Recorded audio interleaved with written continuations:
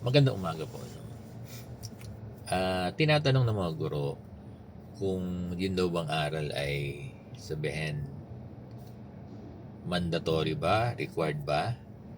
Hindi ba sila puwedeng tumanggi o mag-refuse kapag in-assign sila as aral tutor, 'no, ng kanilang principal?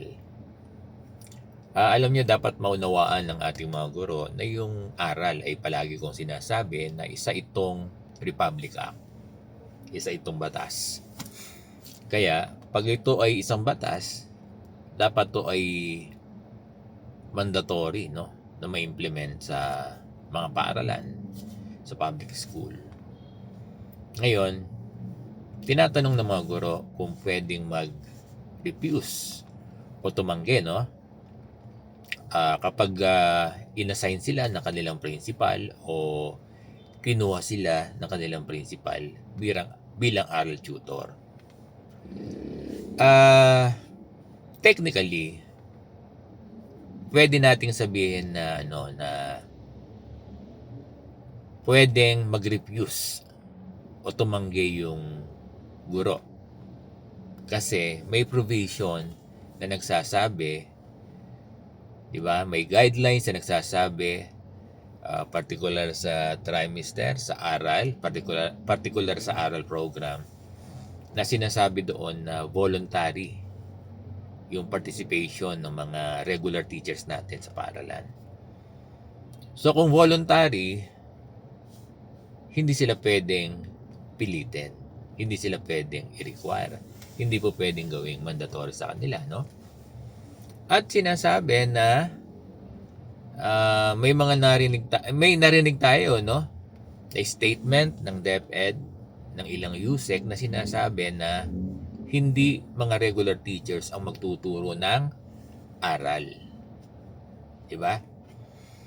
At ang sinasabi, naririnig natin, pero wala pang confirmation na magkakaroon ng budget dito sa aral tutors, no? Ngayon, sana makita rin natin ng yung side ng mga principal dear teachers kung bakit nire-require nila kayo, no? Kung bakit ina-assign nila kayo. Kasi nga, hindi pwedeng hindi ma-implement yung aral program. Ngayon, halimbawa, may mga failing students kayo.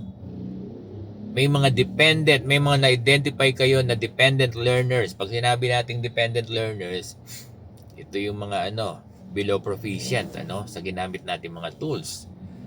RMA, PhilIRI, meron pa tayong CLARA o CRLA, no? At iba pang tools na ginagamit natin, ina-assess natin, pang-evaluate natin sa mga estudyante natin. Paano kung sa evaluation natin sa mga tools natin, may mga lumabas na mga bata na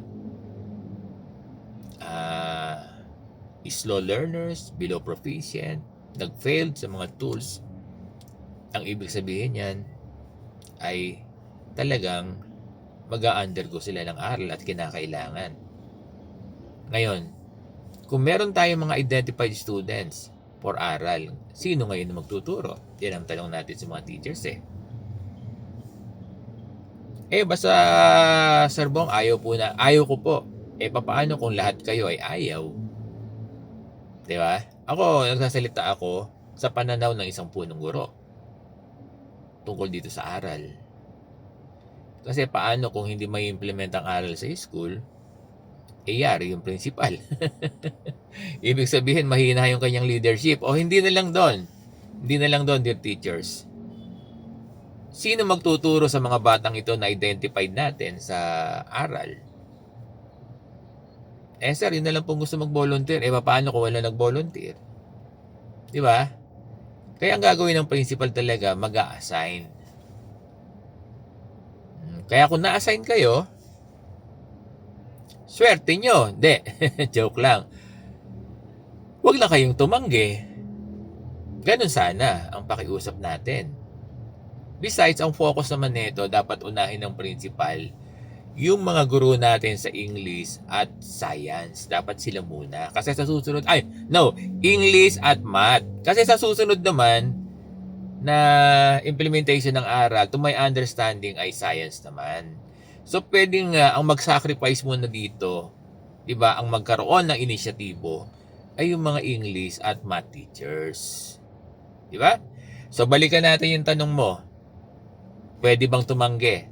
Technically, yes. Pwedeng tumanggi, pwedeng mag-refuse. Kaya lang, medyo hard yun, ano? Kaya lang, kung tatanggi kayo, mag-refuse kayo, wag sa ganung paraan na, sir, ayoko po kasi po sabi po ng DepEd, voluntary.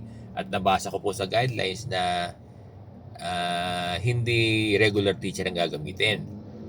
Wag ganun. Although yun, tama ka, pero magiging nakaka-offend yan. Parang uncalled for yan eh. Di ba? Dapat ang sabihin mo na lang, kung talagang hindi ka pwede, no? Kung talagang hindi ka pwede, meron kang importanteng gagawin sa pamilya mo, sabihin, yung comorbid mong asawa, ay pinapadialysis mo, yung anak mo, na may sakit, ay talagang kailangan ka sa pamilya, yung mga ganong urgent matter na emergency, tingin ko mauunawaan niya ng principal. Ano?